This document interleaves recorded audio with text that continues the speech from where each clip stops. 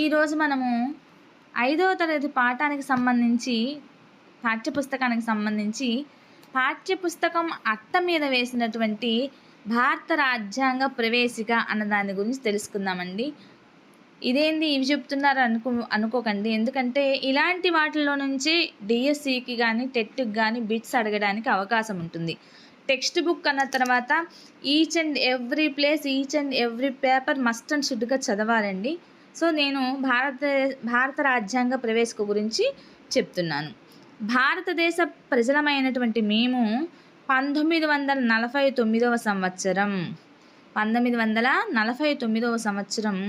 November నెల 26వ తేదీన ఈ భారత రాజ్యాంగాన్ని మా కోసం రూపొందించుకొని మాకు మేము సమర్పించుకున్నాము. ఇక్కడ ఈ సంవత్సరం గుర్తుపెట్టుకోండి, ఈ నెల గుర్తుపెట్టుకోండి, ఈ తేదీ 1949వ సంవత్సరము నవంబర్ నెల 26వ తేదీన భారత రాజ్యాంగాన్ని మా కోసము రూపొందించుకొని మాకు మేము సమర్పించుకున్నాము. ఆ క్రమంలో భారతదేశాన్ని సర్వసత్తాక, సామ్యవాద, లౌకిక, ప్రజాస్వామ్య, గణతంత్రంగా ప్రకటిస్తున్నాము.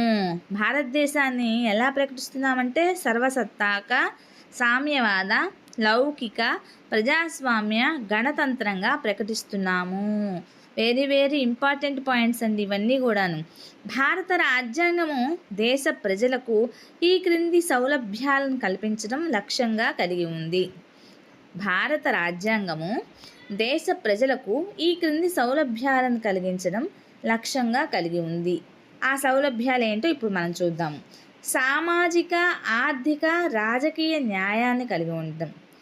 సామాజిక, ఆర్థిక, రాజకీయ న్యాయం కలిగి ఉండటం. అలానే ఆలోచన స్వేచ్ఛ, భావ ప్రకటన స్వేచ్ఛ, నమ్మకాన్ని, విశ్వాసాన్ని కలిగి ఉండే స్వేచ్ఛ, అలాగే ఆరాధన స్వేచ్ఛ మొదలైనవన్నీ కూడాను. ఆలోచన స్వేచ్ఛ, భావ ప్రకటన స్వేచ్ఛ, నమ్మకాన్ని, విశ్వాసాన్ని కలిగి ఉండే స్వేచ్ఛ, ఆరాధన స్వేచ్ఛ. నెక్స్ట్ సమాన హోదా, సమాన అవకాశాలు. భారత రాజ్యాంగం సమాన హోదాని కల్పించింది, సమాన అవకాశాలను కూడా కల్పించింది. అంతేకాకుండా ప్రజలందరిలో దేశ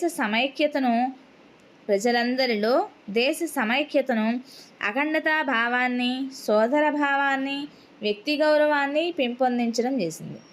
దేశ ప్రజలందరిలోనూ సమైక్యత, అఖండతా భావాన్ని, అలానే సోదర భావాన్ని, వ్యక్తి గౌరవాన్ని పెంపొందించడం. ఇవన్నీ కూడాను భారత రాజ్యాంగ ప్రవేశికకు సంబంధించినటువంటివి very very very important points అండి. అది జీకే పరంగా ఇవ్వచ్చు, సోషల్ పరంగా ఇవ్వచ్చు, లేదు టెక్స్ట్ బుక్ సంబంధించిన టెక్స్ట్ బుక్ రీడింగ్ పరంగా కూడా పాయింట్ ఆఫ్ వ్యూలో కూడా అడగవచ్చు. సో ప్రతి ఒక్క పాయింట్ని ఏది కూడాను టెక్స్ట్ బుక్లో ఎక్కడా కూడా ఏ ప్లేస్ను వదలకుండా టెక్స్ట్ బుక్ రీడింగ్ చేయటం వల్ల మస్ట్ అండ్ షుడ్గా మీకు కొన్ని మార్క్స్ యాడ్ అవ్వడానికి అవకాశం ఉంటుంది. సో మీకు కనుక ఈ వీడియో నచ్చినట్లయితే ప్లీజ్ లైక్ చేయండి, షేర్ చేయండి, సబ్స్క్రైబ్ చేయండి, అలానే సపోర్ట్ చేయండి. వీడియో అయితే చూస్తున్నారు కానీ ఎవరు లైక్ చేయడం లేదు, కనీసము లైక్ చేయండి.